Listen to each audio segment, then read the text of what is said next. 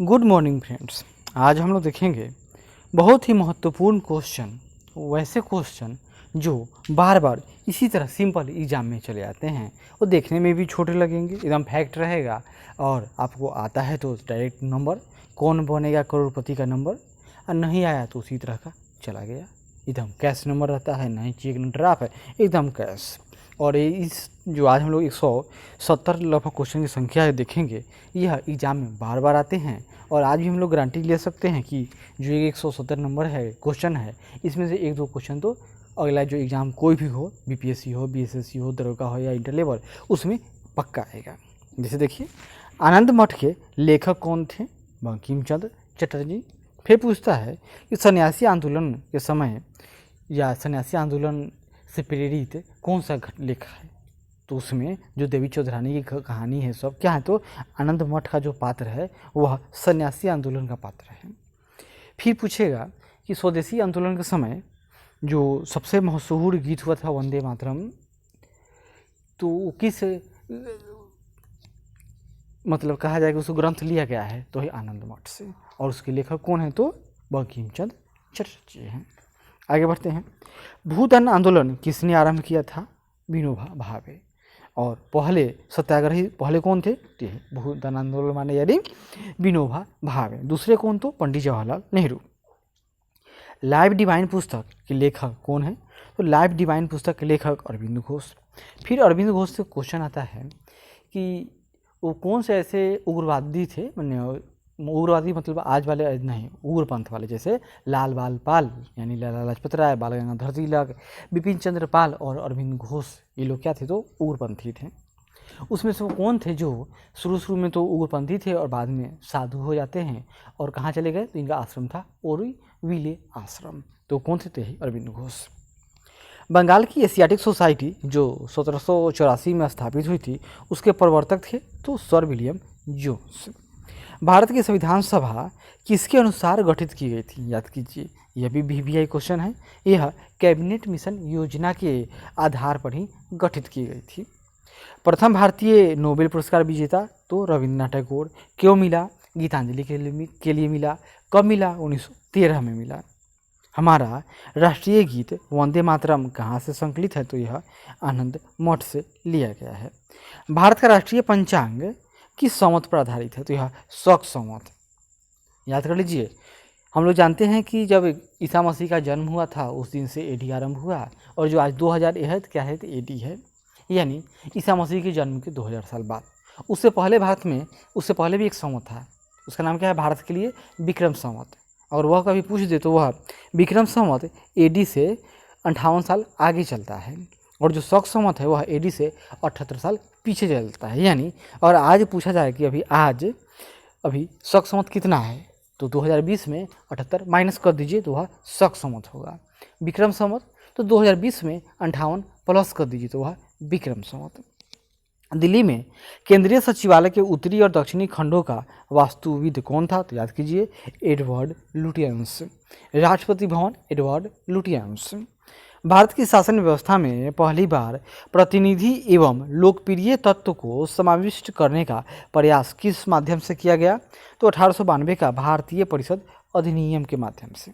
किस गवर्नर के कार्यकाल के दौरान 1921 ईस्वी में कलकत्ता में विक्टोरिया हॉल का निर्माण किया गया था? तो उस समय गवर्नर जनरल कौन थे? तो लॉर्ड रीडिंग थे। नई दिल्ली शहर के रूपांकन में कौन शामिल था? तो दो व्यक्ति याद नाम कर लीजिए। नई दिल्ली के जो वास्तुकार थे दो, क्या? एडवर्ड लुटियंस और एडवर्ड बेकर। किसने 1898 में बनारस में सेंट्रल हिंदू कॉलेज स्थापित किया? तो याद कीजिए, एनी बेसेंट। और बाद में इसका नाम क्या हो गया? बनारस हिंदू विश्वविद्यालय। और किन के प्रयास से हुआ? तो मदन मोहन मालवीय के। भारत के राष्ट्रीय ध्वज का डिजाइन किसने तैयार किया था? तो पिंगली वेंकैया। देवदास उपन्यास के रचनाकार कौन है? देवदास के नाम पर तो बहुत सारे फिल्म बन चुके हैं। इसके उपन्यासकार थे, इस रचनाकार के मतलब कि देवदास के रचनाकार नाम था शरद चंद्र चट्टोपाध्याय। चित्रा उपन्यास किसके द्वारा लिखा गया है? याद कीजिए, चित्रा तो रविंद्रनाथ टैगोर। प्रेम पचीसी तो इसके रचनाकार प्रेमचंद्र का क्या है? प्रेम पचीसी, कफन, गोदान, रंगभूमि, कर्मभूमि, बहुत सारे हैं। छुक्षित पाषाण यानी हंगरी स्टोन्स के रचयिता कौन है? तो नाम है रविंद्रनाथ टैगोर। विश्व इतिहास की झलक यानी glimpses of world history, simple इसी से नाम पूछ देता है। ग्लिम्सेज ऑफ वर्ल्ड हिस्ट्री के रचयिता कौन है? तो जवाहरलाल नेहरू थे, भारत के प्रथम प्रधानमंत्री। 27 जून 1911 में पहली बार जन गण मन कहीं पर गाई गई, कहाँ? तो यह कोलकाता के कांग्रेस अधिवेशन में। भारत में पहला समाचार पत्र किसने शुरू किया था? तो जेम्स हिकी ने। नाम क्या था? Bengal gazette. The wheels of history नामक पुस्तक के लेखक कौन थे? तो राम मनोहर लोहिया। पोस्ट ऑफिस के लेखक रविंद्रनाथ टैगोर। किसे इस्पात का चौखटा स्टील फ्रेम की संज्ञा दी गई? तो भारतीय नागरिक सेवा यानी ICS को किसने कहा था? तो सरदार वल्लभ भाई पटेल ने। गोदान किसकी रचना है? प्रेमचंद। भारत भारती के रचनाकार तो मैथिली शरण गुप्त हैं। सैंडलर आयोग का संबंध किससे था? तो शिक्षा से था। ब्रिटिश ने भारत की प्रांतीय स्वायत्तता कब से लागू किया? तो यह 1935 में, यानी भारत सरकार अधिनियम 1935 में क्या हो गया? जो राज्य का जो आज जितना राज्य के पास पावर है उतना पावर 1935 में आ गया था। और 1935 से क्या होता है? ये केंद्र में ड्यूअल सिस्टम आ गया था। आगे देखिए, खिलाफत आंदोलन का आरंभ किसने किया? तो यह अली बंधुओं, क्या नाम था? अली बंधुओं ने किया था। और क्यों? तो तुर्की में जब मुस्तफ़ा कमाल पाशा तो बाद में आएंगे, पहले वहाँ पर जो खिलाफत हुआ करता था, खलीफा यानी सारे इस्लाम का जो मुखिया, ऑटोमन साम्राज्य का पतन हो गया तो अंग्रेजों ने उनसे पदवी छीन ली, यानी उनको अयोग्य करार दिए कि आप उस लायक नहीं हो, चलो अब कोई इसका यहाँ पर खलीफा न होगा। और बाद में तुर्की में क्या होता है? तो सेकुलरिज्म आ जाता है, जब वहाँ के प्रमुख कौन बनेंगे? मुस्तफ़ा कमाल पाशा यानी कि अतातुर्क। लेकिन अब तो देख रहे हैं कि तुर्की क्या हो गया? फिर इस्लामिक कंट्री, यानी कि फिर से वह कुछ दिन के बाद क्या करेगा? तो खलीफा को रिजुनेट करेगा। भारत में सिविल सेवाओं का सूत्रपात किसने किया? Lord Cornwallis. अस्थायी बंदोबस्त, इस्तेमारी, पुलिस सेवा, सिविल सेवा, आज के जो कलेक्टर है, दरोगा है, सबके जो ना कौन है? तो यही है लॉर्ड कर्नवालिस। अमृत बाजार पत्रिका यानी कि ABP TV, अमृत बाजार पत्रिका की स्थापना किसने की थी? शिशिर कुमार घोष। झंडा गीत किसने लिखा? श्यामलाल गुप्त पार्षद ने। नागरिक सेवाओं यानी सिविल सर्विसेज के लिए प्रतियोगी परीक्षा प्रणाली को सिद्धांततः स्वीकार किया गया 1853 में। किस अधिनियम के तहत लॉर्ड कर्नवालिस को अपनी काउंसिल के फैसलों को रद्द करने का अधिकार मिला था? तो 1786 का एक्ट था। उसमें क्या हो गया कि लॉर्ड कर्नवालिस को क्या मिल गया? उनको वीटो राइट मिल गया। उपन्यास दुर्गेश नंदिनी के लेखक हैं बंकिम चंद्र चटर्जी। भारतीय राजनीति में 1947 के बाद किस महिला ने सर्वाधिक योगदान दिया? तो अरुणा असफ अली ने दिया था। वंदे मातरम गीत लिखा किसने?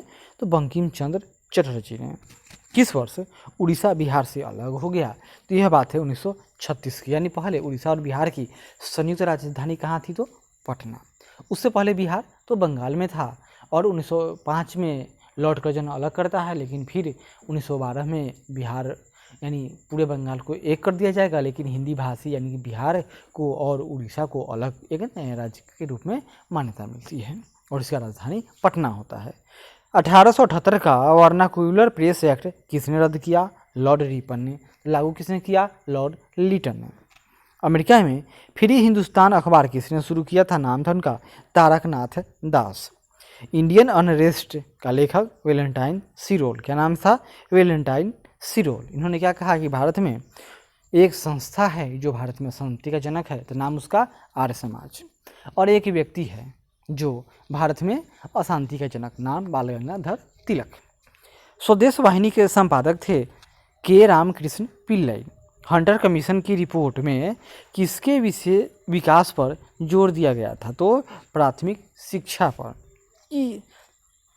किस एक्ट के द्वारा भारत के गवर्नर जनरल को अध्यादेश जारी करने की शक्ति प्रदान की गई थी? तो यह बात है इंडियन कौंसल एक्ट 1861 में क्या हुआ? गवर्नर जनरल को अब अध्यादेश जारी करने का अधिकार प्राप्त हो गया था। किसने सर्वप्रथम प्रेस सेंसरशिप लागू की थी? तो कौन? तो नाम था इनका वेलेजली, बंगाल का शेर। और एंगल मैसूर युद्ध के समय जो लास्ट वाला हुआ था 1799 में, जब टीपू सुल्तान को मार दिया जाता है, उस समय यही गवर्नर जनरल था। और सहायक संधि का पूर्ण रूप से विकास तो यही लॉर्ड बेलेजली के समय में। किसके अंतर्गत भारत में सर्वप्रथम सर्वोच्च न्यायालय की स्थापना हुई? तो रेगुलेटिंग एक्ट 1773। पहले मुख्य न्यायाधीश तो एलिजा इम्पे कलकत्ता के, सबसे पहले कलकत्ता में हाईकोर्ट बनेगा, फिर मुंबई और मद्रास में। पत्रकार के कर्तव्य का निर्वहन करते हुए जेल जाने वाला प्रथम भारतीय बाल गंगाधर तिलक थे। स्वतंत्र भारत का अंतिम गवर्नर जनरल कौन था? तो सी राजगोपालाचारी थे। और पहले भारतीय और अंतिम भारतीय भी यही थे। गोदान और गबन दोनों एक ही लेखक की रचनाएं हैं, तो उनका नाम बताइए। मुंशी प्रेमचंद। बनारस हिंदू विश्वविद्यालय के संस्थापक Madan Mohan Malviya. Guilty man of India's partition पुस्तक किसने लिखी थी? तो डॉक्टर राम मनोहर लोहिया लिखे थे। इनमें से कौन भारत में मुसलमानों की उच्च शिक्षा के पथ प्रदर्शक बने? तो सर सैयद अहमद खां। और इन्होंने क्या किया? इन्होंने कहा कि भाई मुसलमानों, तुम लोग पढ़ो लिखो, तब ना अंग्रेजों के साथ मिलोगे, घुलोगे और उनसे नौकरियां प्राप्त करोगे तो तुम्हारा वैल्यू बढ़ जाएगा, यानी तुम लोगों को अंग्रेजों से दूर नहीं रहना चाहिए। और इन्होंने क्या किया? अलीगढ़ मुस्लिम यूनिवर्सिटी है, उसके ये संस्थापक थे। विद्रोह में से किसको बंकिम चंद्र चटर्जी ने अपने उपन्यास आनंद मठ में उल्लेख कर उसको प्रसिद्ध कर दिया? तो यही सन्यासी विद्रोह था। Lectures from Colombo to Almora किस एक के अनुभवों पर आधारित है? तो स्वामी विवेकानंद। मॉन्टेग्यू चेम्सफोर्ड की रिपोर्ट आधार बनी थी भारत सरकार अधिनियम 1919 का। तो मॉन्टेग्यू चेम्सफोर्ड अधिनियम ये आधार 1919 भारत सरकार अधिनियम, और 1909 तो मार्ले मिंटो अधिनियम। और 1919 में क्या आया था? भारत सरकार अधिनियम, यानी इसको हम लोग कहते हैं मॉन्टेग्यू चेम्सफोर्ड रिफॉर्म्स। और इसके 10 साल के उसमें लिखा गया था कि 10 साल के बाद भारत में संविधान का जो विकास हुआ है उसको देखने के लिए फिर एक कमेटी आएगी, लेकिन वह 1 साल पहले ही चली आती। नाम उसका क्या था? Simon commission. 1854 के वुड विज्ञप्ति यानी वुड डिस्पैच में अभिव्यक्त शिक्षा का लक्ष्य क्या था? कि भारत में पाश्चात्य संस्कृति का विकास करना था। 1942 के क्रिप्स मिशन का एक महत्वपूर्ण पहलू था, क्या था बताइए? द्वितीय विश्व युद्ध के तुरंत पश्चात भारत संघ की स्थापना करना और उसे डोमिनियन पद प्रदान करना। उसमें संघ क्या होता? उसमें राज्य होते, ए राज्य, बी राज्य, सी राज्य, डी राज्य। और वो चाहते थे कि 10 साल तक साथ में रहना था, फिर उसके बाद वे चाहते तो अपना ग्रुप बदल सकते थे। और उसमें क्या था? जिस तरह कश्मीर स्वायत्त था उसी तरह उसके भी अधिकार थे, यानी कि केंद्र का अधिकार केवल कम्युनिकेशन, विदेश और सिक्योरिटी यानी रक्षा के मामले में ही था, बाकी सब में वे स्वतंत्र रहते। 1942 के क्रिप्स मिशन का एक महत्वपूर्ण पहलू था, पढ़ चुके। 1935 के भारत अधिनियम इंडिया एक्ट द्वारा प्रस्तावित फेडरल यूनियन में राजसी प्रांतों को शामिल करने के पीछे अंग्रेजों की असली मंशा क्या थी? सिंपल बात है कि राष्ट्रवादी नेताओं के साम्राज्यवाद विरोधी सिद्धांतों को व्यर्थ करने के लिए राजाओं का इस्तेमाल करना। क्यों? क्योंकि राजा क्या थे? वे प्रिंस थे, यानी तो किंग कौन था? तो किंग थी इंग्लैंड की क्वीन। मतलब जो प्रिंस थे ये क्या लॉयल थे? तो ये अंग्रेजों के प्रति वफादार थे। इसलिए अंग्रेज हर हाल में कोशिश करते थे कि प्रिंस लोग रहें, उनका अस्तित्व बना रहे। ब्रिटिश इंडिया के किस एक अधिनियम ने सामूहिक कार्य चालन के स्थान पर विभाग या विभागीय पद्धति यानी प्रोटोकॉल, जैसे आज मंत्री बनते हैं, ये है रेल मंत्री है, खेल मंत्री, द्वारा वायसराय की कार्यकारी परिषद पर उनके प्राधिकार को और बल प्रदान किया गया? तो यह है इंडिया काउंसिल एक्ट 1861। भारत के विभाजन को टालने का अंतिम अवसर समाप्त हो गया था। कब? कैबिनेट मिशन को अस्वीकार करने के साथ ही। 1935 के भारत सरकार अधिनियम की कौन सी एक विशेषता न थी? तो केंद्र के साथ ही राज्यों में वैध शासन डायरकी न था, केवल राज्यों के पास वैध शासन था, यानी राज्य के शासन स्वायत्त, लेकिन केंद्र में डायरकी था। भारत में ब्रिटेन के सभी संवैधानिक प्रयोगों में से सबसे कम समय तक कौन चला था? 1919 का इंडियन काउंसिल एक्ट। क्यों? क्योंकि इसको मात्र 10 साल के अंदर में ही 1919 का मॉन्टेग्यू चेम्सफोर्ड रिपोर्ट आ गया। भारत हो गया। आगे देखिए, इसका प्रस्ताव मई में आया। इसमें अभी भी भारत को विभाजन मुक्त रखने की आकांक्षा थी, यानी आशंका क्या थी कि भारत बढ़ जाएगा। जिसका ब्रिटिश प्रांतों से मिलकर बने एक संघीय राज्य का स्वरूप होना था। उपयुक्त उदाहरण का संबंध किससे है? तो कैबिनेट मिशन से, जो कब आया? 1945 की बात है। उस समय जब नेपोलियन की शक्ति के सामने यूरोप के साम्राज्य धराशायी हो रहे थे, किसे गवर्नर जनरल ने भारत में ब्रिटिश पताका फहराए रखी, तो नाम है लॉर्ड हेस्टिंग्स। लेकिन इसका सही आंसर क्या होता? लॉर्ड वेलेस्ली की बात हो रही है। कांग्रेस के नेताओं में से एक कैबिनेट मिशन योजना के पक्ष में पूरी तरह से था। कौन थे? तो सरदार वल्लभ भाई पटेल। किसने सोम प्रकाश नामक समाचार पत्र शुरू किया? ईश्वर चंद्र विद्यासागर, यानी स्वामी विवेकानंद के गुरुजी। भारत स्वदेशी आंदोलन के दौरान लिखा गया गीत अमार सोनार बांग्ला ने बांग्लादेश को उसके स्वतंत्रता संग्राम में प्रोत्साहन किया और उसे बांग्लादेश ने राष्ट्रगान के रूप में अपनाया। इस गीत को किसने लिखा था? तो इसे रविंद्रनाथ टैगोर ने लिखा था। और जब 1905 में घोषणा हो गया था कि बंगाल, यानी बंगाल जो आज का बंगाल नहीं, पहले का बंगाल और आज का पश्चिम बंगाल और बांग्लादेश का विभाजन होने वाला है, तो उसी के खिलाफ इस तरह के गीत वंदे मातरम आदि का बहुत जोर शोर से गायन किया जाता था। लॉर्ड मैकाले संबंधित हैं तो अंग्रेजी शिक्षा से। इन्हीं के कारण तो आज देश में सब लोगों को अंग्रेजी सीखना पड़ता है। किसने सुबह आज़ादी नामक कविता लिखी? फैज अहमद फैज। कौन सा एक जर्नल अबुल कलाम आज़ाद द्वारा प्रकाशित है? अल हिलाल। गोल्डन ग्रेस होल्ड नामक कविता संग्रह की रचयिता कौन है? तो नाम ही क्या यही? सरोजिनी नायडू, या भारत कोकिला कहिए। कौन सा एक इतिहास के विषय में कार्ल मार्क्स के दृष्टिकोण का संक्षिप्त वर्णन करता है? तो इतिहास शोषक और शोषित वर्गों के बीच संघर्ष का सिलसिला है। यानी इनके हिसाब से क्या, ये आदमी नहीं है, जानवर है। एक खाएगा, यानी एक शिकार है, दूसरा शिकारी है। सिंपल इन्होंने ऐसे ही कहा। यानी मालिक शोषक है, मजदूर शोषित हो रहा है।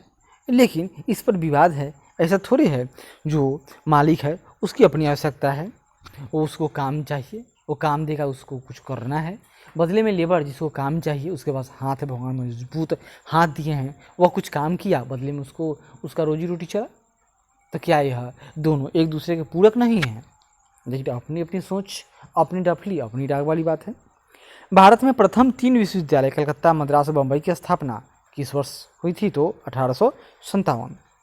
महात्मा गांधी ने कहा था उनकी कुछ सबसे गहन धारणाएं ऑन टू दिस लास्ट नामक पुस्तक में प्रतिबिंबित होती है और इस पुस्तक ने उनके जीवन को बदल डाला। इस पुस्तक का वह संदेश क्या था जिसने महात्मा गांधी को बदल डाला? व्यक्ति का जीवन सबके कल्याण में निहित है। यानी धरती पर आए हो तो कुछ कर लो, कुछ करके जाओ कि लोग याद रखें। किस गवर्नर जनरल ने भारत की प्रसिद्ध विद्याबद्ध सिविल सेवा, यानी भारत की प्रसिद्ध क्या, तो यहाँ देखिए कॉन्वेंटेड सिविल सर्विसेज ऑफ इंडिया, यानी भारत की जो सिविल सेवा, यानी कि आज जो ICS की परीक्षा होती है, उसको सृजन किया, जो कालांतर में भारतीय सिविल सेवा यानी इंडियन सिविल सर्विस के नाम से जानी गई। तो किसने शुरू किया? लॉर्ड कर्नवालिस ने। किस अधिनियम ने भारतवासियों को अपने देश के प्रशासन में कुछ हिस्सा लेना संभव बना दिया? यानी 1861 के इंडिया काउंसिल एक्ट में कुछ भारतीयों का भी सिलेक्शन आरंभ हो गया था। जब भारत को स्वतंत्रता प्राप्त हुई उस समय यूनाइटेड किंगडम यानी इंग्लैंड में किस पार्टी की सत्ता थी? तो लेबर पार्टी। और प्रधानमंत्री का नाम क्या था? तो क्लाइमेट एटली। किस वर्ष राष्ट्रीय गीत वंदे मातरम पहली बार गाया गया था? 1896 में। किस अंग्रेज शासक को समाचार पत्रों पर से प्रतिबंध हटाने का श्रेय है? तो चार्ल्स मेटकाफ। इनको क्या कहा जाता है? भारतीय प्रेस का मुक्तिदाता। बम्बई, मद्रास और कलकत्ता में उच्च न्यायालय की स्थापना कब हुई? 1861 में होती है। इल्बर्ट बिल विवाद किससे संबंधित है? तो यह यूरोप के लोगों के मामलों की सुनवाई करने के लिए भारतीय न्यायाधीशों पर लगाई गई अयोग्यताओं को हटाने वाला बिल था। यानी कि इसके अनुसार भारतीय और यूरोपीय दोनों बराबर माने गए थे। The man who divided India पुस्तक के लेखक कौन थे? तो रफ़ीक जकारिया। क्या नाम था? रफ़ीक जकारिया। 1935 के भारत सरकार अधिनियम की कौन सी विशेषता नहीं थी? तो केंद्र के साथ ही राज्यों में अवैध शासन।